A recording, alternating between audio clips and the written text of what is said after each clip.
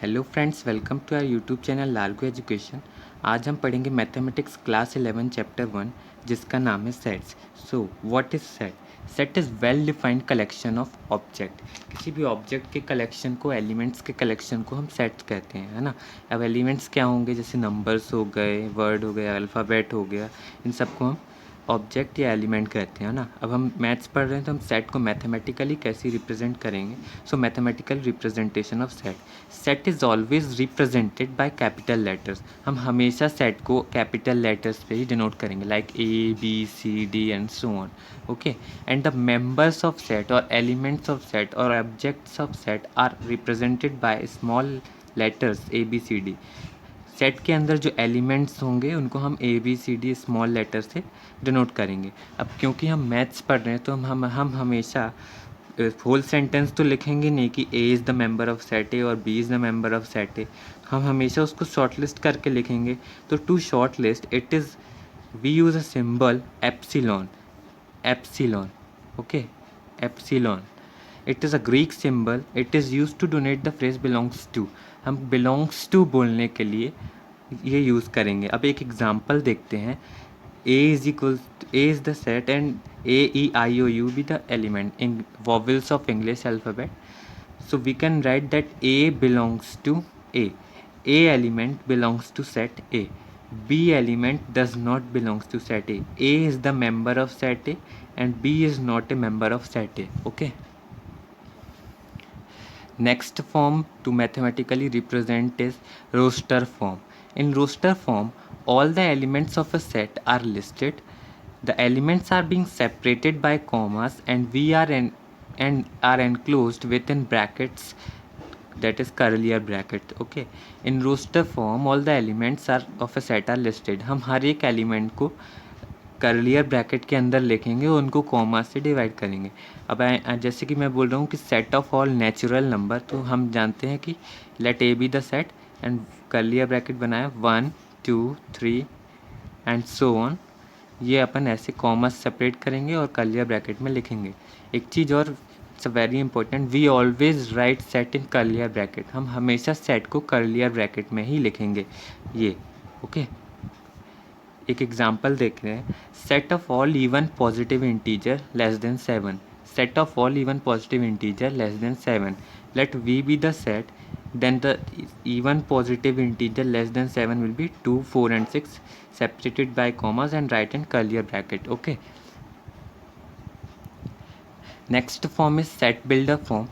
In set builder form, all the element of a set possess a single common property which is not possessed by any element outside the set. Set builder form में हर एक element कोई ऐसा link होगा सबके बीच में जो उनको जोड़ रहा हो। जैसे 1 2 3 4 5 6 एंड सो ऑन, तो इनके बीच में एक ऐसा लिंक है कि ये सभी नेचुरल नंबर है। मतलब ऐसी ही कोई प्रॉपर्टी अपन को ढूंढना है जो इन सभी को जोड़ रहा हो। एक एग्जांपल देखिए। let T be the set and A E I O U will be the elements. Okay, so this is the set of vowels in English alphabet. So we can write let T be the set, start with curly bracket, X be the element such that, it is the symbol for such that X be the element such that X is a vowel in English alphabet. So in set builder form we write in this form. Okay, single common property we have to use. Okay, now types of set. First is empty set. We also say it null set and void set. A set which does not contain any element is called the empty set. ऐसा set जिसमें कोई भी element ही नहीं है उसको अपन empty set कहते हैं. Okay, we denote it by 5 और ब्लैंक ब्रैकेट्स. ओके, एक एग्जांपल देखते हैं. Let B be the set and x be the element such that x is a student presently studying in both classes 10th and 11. So from example it is clear that a student cannot study in two classes at a present time. Okay, so it is the example of empty set. Other is the let x be the element and x is the 8th day in a week. So there is no 8th day in a week, so it is example of empty set. Second one is singleton set. Set which contain only one element, like a is equals to 2. ऐसा set जिसमें एक ही element हो उसको हम singleton set कहते हैं. Multiton set, next is multiton set. Set which contain more than one element, like b is equals to 2, 4, 6, 8. तो ऐसा सेट जिसमें एक से ज़्यादा एलिमेंट हो उसको हम मल्टीटन सेट कहते हैं. नेक्स्ट इज फाइनाइट और countable set which we can count, और इनफाइनाइट और uncountable set which we can not count. A set which is empty, empty इसलिए क्योंकि हम एम्प्टी को भी तो गिन के ही पता कर रहे हैं कि कुछ नहीं हो उसमें. और consist of A definite number of element is called finite. जिसको हम गिन सकें कि उसमें कितने हैं उसको हम फाइनाइट कहेंगे, नहीं तो हम उसको इनफाइनाइट करेंगे. अब फाइनाइट का एक एग्जांपल देखते हैं. Set of days of the weeks. Example देखिए, set of days of the week. Finite है, 7 डेज ही होते हैं, सो इट इज़ फाइनाइट. और इनफाइनाइट का देखते हैं. Let G be the set of points on a line. So clear it is infinite, क्योंकि एक लाइन में बहुत से पॉइंट्स आएंगे ऐसे, है ना, अपन गिन नहीं सकते. फाइनाइट इनफाइनाइट का एक और है, सेट ऑफ नेचुरल नंबर्स. 1 से चालू होता है और आगे तक चला जाता है. Next is equal set. If two set have same elements. कोई भी टू सेट्स में अगर सेम एलिमेंट होंगे तो हम उसको इक्वल सेट करते हैं. एग्जांपल के लिए जैसे एक ए सेट है जिसमें 2 और 3 उसके एलिमेंट्स हैं, और एक बी सेट है उसमें भी 2 और 3 एलिमेंट्स हैं, so they are equal. Next इसी का एक टॉपिक है equality in set. Equality in set. अच्छा, एक ए देखते हैं, पहले एग्जांपल देखते हैं. A B the 2, 3 and B को 4, 5 मान रहे हैं ना. So number of element are equal. दोनों ए और बी में दो एलिमेंट हैं. Number of element in A is 2 and number of element in B is 2. So this is, so we can write that the two sets are in equality. इन दोनों को ध्यान से देखिएगा, बच्चे बहुत कंफ्यूज होते हैं. If two set have same element, जब उनके एलिमेंट सेम होंगे तब हम कहेंगे कि दोनों सेट इक्वल हैं, और जब नंबर ऑफ एलिमेंट सेम होंगे तब हम कहेंगे कि दो सेट जो हैं वो इक्वालिटी में है. That two sets are in equality. Next is subset. A set A is said to be a subset of B if every element of A is also an element of B. एक set A को हम subset कहते हैं किसी और set का जब उसके जो सेट ए में जो एलिमेंट्स हो वो एलिमेंट सेट बी में भी होना चाहिए. जैसे कि ए में अगर एलिमेंट्स लिख रहा हूँ 2, 3, और बी में अगर एलिमेंट्स लिख रहा हूँ 2, 3, 4 and 5. Okay, so we can write that A is the subset of B. This is the symbol for subset. A is the subset of B. Okay, now there are two things. अगर हम मान लें कि इसमें element ए अगर 2 है, then A belongs to A and A also belongs to B, तब हम कहेंगे कि सबसेट है, A is the subset of B. अब इसमें हमको दो चीज़ याद रखनी है, two important points. Every set is subset of itself. जब भी हम कभी बोलेंगे कि किसी सेट का सबसेट बनाइए, तो सबसे पहले जो सेट है वो खुद ही सबसेट होता है अपने आप का, है ना। एन एम्प्टी सेट और phi empty set is the subset of every set.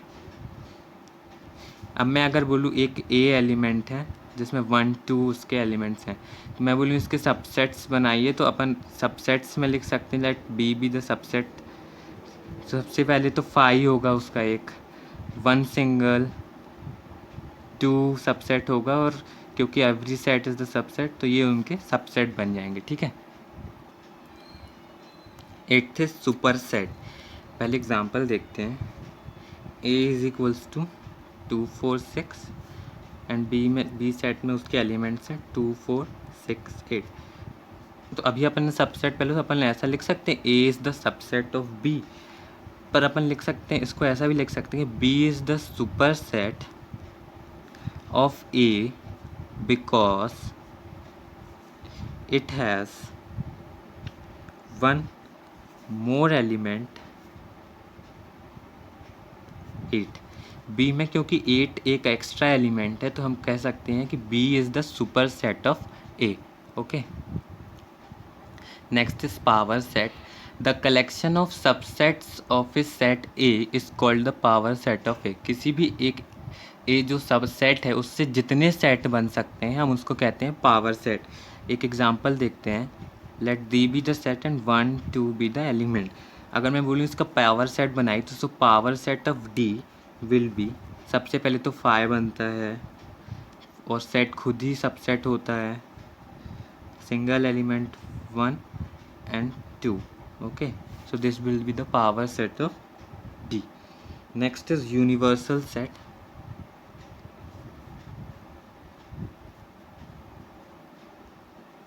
A set containing all elements of a problem under consideration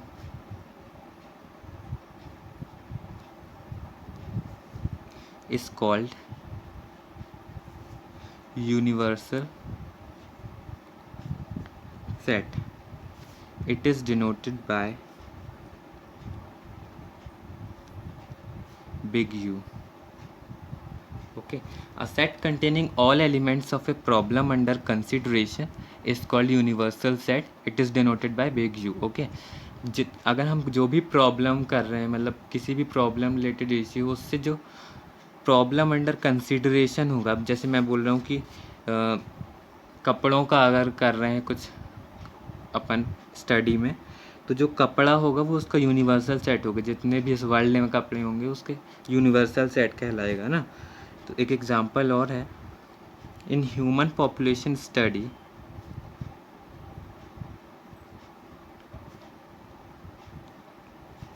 the universal set